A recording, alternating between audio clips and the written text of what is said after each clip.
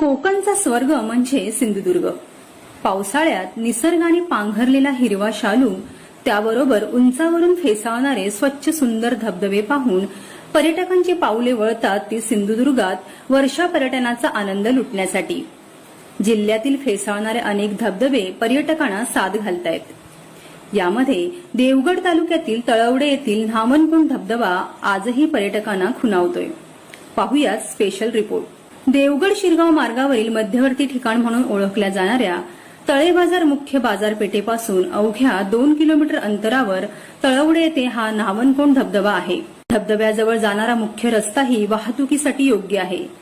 तळेबाजार येथील प्राचीन तलाव हे या धबधब्याचे मुख्य उगमस्थान आहे. या धबधब्यावर वर्षा पर्यटनाचा आनंद लुटण्यासाठी अनेक पर्यटक येत आहेत. पहिल्याच पावसामध्ये सिंधुदुर्ग जिल्ह्यातील निसर्ग सौंदर्यात भर पडलेले येथील जे धबधबे आहेत हे या ठिकाणी ओसंडून वाहत आहेत. आणि मी सध्या आहे देवगड तालुक्यातील न्हावणकोंड या धबधब्यावरती. आपण पाहू शकता की या ठिकाणी तळवडे येथील जो न्हावणकोंड हा धबधबा आहे, हा धबधबा प्रवाहित झाला असून या ठिकाणी पर्यटक आनंद घेताना आपल्याला पाहायला मिळत आहेत. आपल्यासोबत काही पर्यटक आहेत. तर काय सांगतील, काय वाटतं? आता हे इथं पूर्णपणे एकदम चांगला धबधबा आहे आणि पाण्याचे स्वच्छ पाणी आणि निळसर असं पाणी दिसतंय. तर आता हे इथे काय डेव्हलपमेंटची गरज नाही तशी, पण जर इथलं हे असं फुटलेलं आहे ना, ते जरा चांगलं केलं तर व्यवस्थित.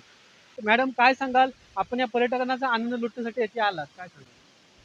खूप छान वाटलं आणि वातावरण एकदम निसर्गरम्य असल्यामुळे पाऊस थोडा शांत झालाय, पण एकदम गार थंडावा एकदम म्हणजे असं निसर्ग सुख म्हणजे घ्यायचं तर इथेच यावं असं मला तर वाटतं. काय सांगतील, कसं वाटतं ते?